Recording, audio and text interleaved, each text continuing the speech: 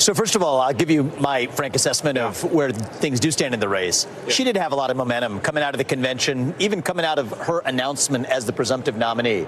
I do think a lot of that already has stalled, and it's stalled principally around issues of policy. Kamala Harris has been completely opaque about what her policy positions actually are. She stands in favor of a tax on unrealized capital gains. She hasn't explained exactly how that would function. Why has she changed her position on health care, on Medicare for all, on other areas like bans on fracking? So I hope tonight gives Americans and voters what they deserve, which is a clear picture of both candidates, where they stand on policy. How does your... All right, guys, so we got to continue our coverage of the reactions to the debate last night between President Trump and Kamala Harris. Now, I told you guys in my first video today that I believe the debate was a wash, okay? I believe that Kamala Harris did not live up to expectations, okay? She did not do what the debate really was about, which is to learn more about who she is, okay? Are you a far left extremist or are you a moderate? Now, the people who are actually educated, who have been paying attention, right? The people who are probably decided already know that Kamala Harris is a far left lunatic and that Trump is not, okay? And ultimately, I think that American people tend to go with what they know versus what they don't know, okay? And there's a lot we don't know about Kamala Harris, at least if you are an undecided voter.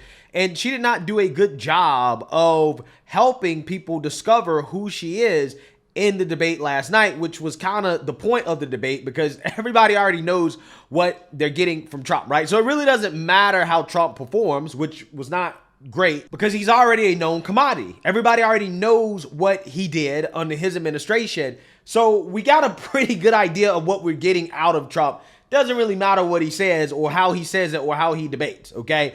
Kamala, on the other hand, is different because she promises to do a bunch of things that she did not do as vice president of the United States. And a lot of people will say, oh, well, she was vice president. She doesn't have any real power. It's Biden. Well, I'm telling you right now, we see how weak Biden is. If Kamala Harris did not have any control over the administration and the policy direction of the Biden administration and what they got accomplished, then she's not qualified to be president of the United States, right? Because if she can't overthrow Biden, right, then she doesn't seem to be very competent, right? I mean, you can say what you want about Dick Cheney, but Dick Cheney was basically running Bush's foreign policy, okay? If Dick Cheney ran for president, he could say, yeah, I orchestrated the Iraq war, right? And the reinvasion of Afghanistan. Like, that was all me. I did that, right? He could actually say that. So if the argument is that Kamala Harris did not have a major say in anything having to do with the Biden administration, that's just more evidence and proof that she shouldn't be president of the United States, okay? That she's incompetent.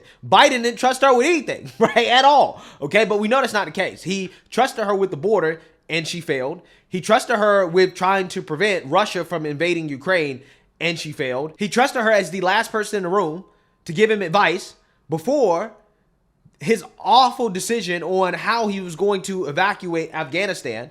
So she was a major voice and influence on that disaster. He's trusted her on a lot of things, and she has just been utterly unsuccessful, right? And that is the problem with Kamala Harris. She's promising to accomplish a bunch of things that she did not accomplish as vice president, that the Biden administration did not accomplish, and voters are skeptical. So they want to see plans and details. And that is one of the main gripes that undecided voters have about Kamala Harris from this debate, is that they didn't really learn that much more about her than they already knew coming into the debate, which was not much. He spoke facts.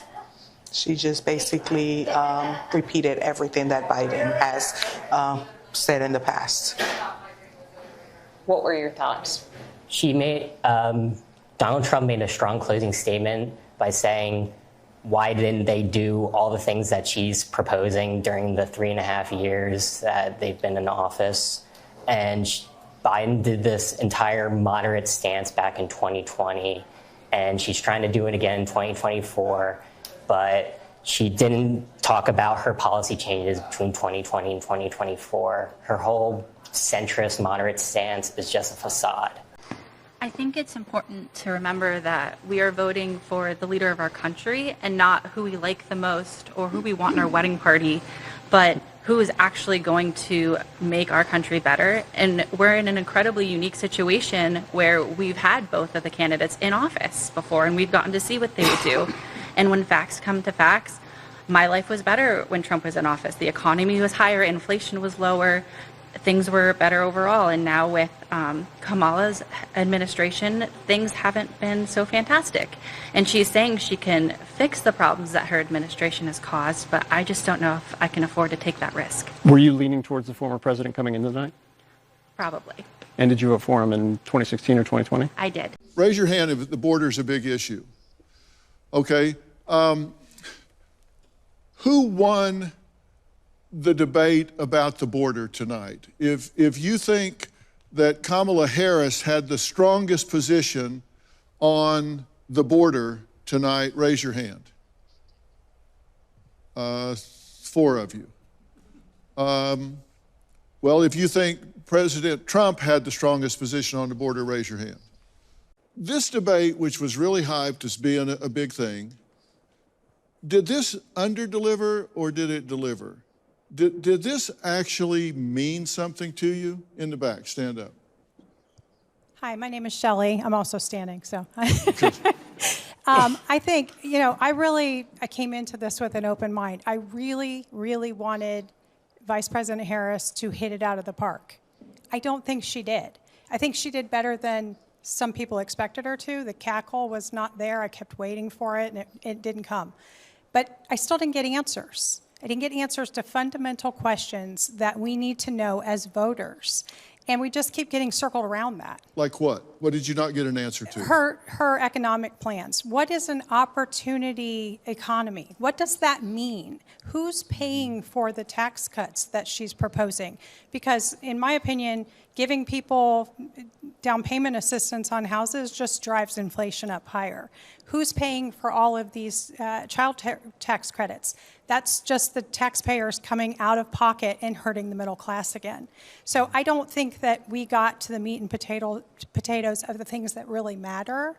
And we know from Donald Trump's presidency before, he can fix the economy. So I was really looking for her to make an impact on my thought process tonight, and she didn't deliver that. Yes, and I really, really want to like her so much. Like, I do like her. I do. Is there a but? There is a but, because, one, I don't think that she has actual policies that are going to be effective. I don't think that either one of them is right for the country. I really don't. Yeah. She wasn't very specific when asked certain things. She skirted around certain issues, but she knows how to pull at your heartstrings. She knows how to be dramatic in a way that will touch the heart of Americans while avoiding the hot button questions. Okay, you want to say something about that? I was gonna say, yeah, she put a good performance for the people watching at home, but ultimately she and President Joe Biden has been in office for 3 years now, going on 4 years, and they have yet to do anything. All executive orders have been signed. All these policies that she's saying she's going to implement on day one of presidency. Why did she have to wait until January 20th to do that? Okay, so I want to talk about this. You're saying that she was light on specifics, heavy on heartstrings. Yes. How many agree with that? She was light on specifics, but she really got into the heartstrings. Raise your hands high if you agree with that. How many felt like she got really into the specifics? Okay, so we're sort of split on this. Tell me, the other people who said that Kamala Harris did not meet your expectations, tell me what she didn't do. Yeah.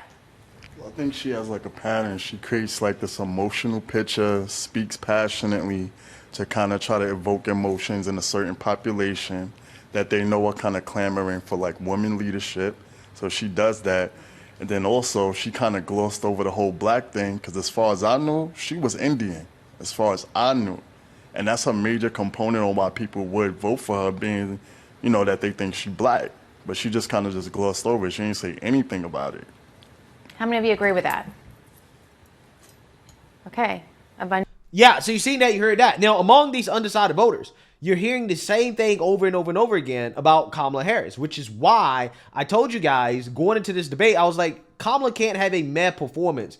and win, right? She may win on paper in regards to the snapshot polls after the debate, which that's what you're seeing mostly, Kamala Harris winning, but that's not the true winner of the debate, okay? Because the effect of the outcome of the debate is weighed differently for each candidate because each candidate has different things at stake, okay? Like, for example, Trump, everybody knows who he is, okay? So if he goes on stage and he is just himself, everybody's like, okay, well, that's him, right? We know who he is. We know what happened under his administration. We know about him, right? Kamala, on the other hand, she has a lot more to lose, okay? Trump doesn't really have much to lose at all. Kamala has a lot more to lose, okay? And Kamala, nobody knows anything about her, and first impressions are everything. So if people's first impressions of Kamala on the debate stage running as president of the United States is very meh, okay, a lot of people may say, well, I know what it's like right now under Biden and Kamala Harris. Kamala's very meh. She's not very convincing that she's going to be any different from Joe Biden, and I want change. Therefore, I'm probably going to have to go with Trump. That is literally the thought process, right? That is why she had to have a spectacular performance. This is why the mainstream liberal media, they're currently overhyping her performance, saying that, oh, this was the greatest debate performance ever, yada, yada, yada. Nah, it's not, right? It's definitely not. It's not even close, okay? Kamala left herself wide open all night. Trump, just for whatever reason, just missed easy layups. I don't know why, but yeah, it wasn't a great performance, right? And you know it wasn't a great performance because look at the betting markets, right? Poly Market 2024 election forecast. Trump is still the favorite to win. Now, it has come down, but again, Kamala Harris was supposed to knock it out of the park, right? If she would have knocked it out of the park, her numbers would be a lot higher, right? You also have articles like this coming out from the mainstream liberal media. They're already telling you that, yeah, the elitists, the pundits are saying Kamala won the debate, but undecided voters aren't so sure. This is from the liberal New York Times. The liberal New York Times, okay? You also have Reuters.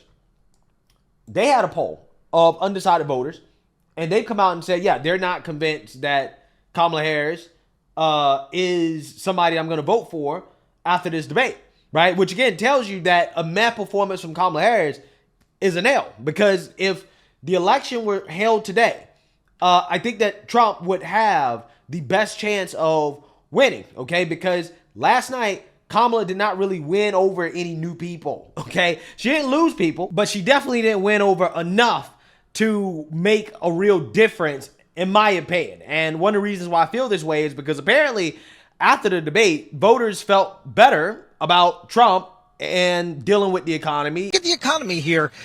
Who would better handle the economy is what we ask. Going into the debate, before the debate, 37% said Harris, 53% Trump.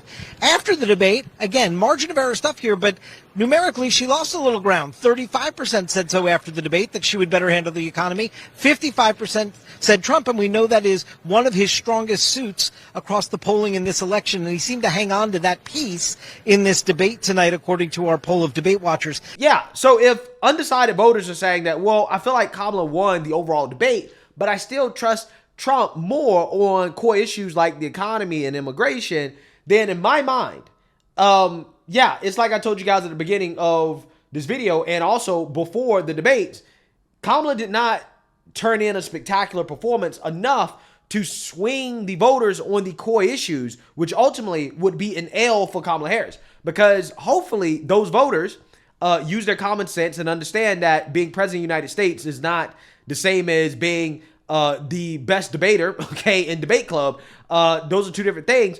You know what happened under Trump. You trust Trump more on the economy. You trust him more on immigration. He's already proven himself on those issues.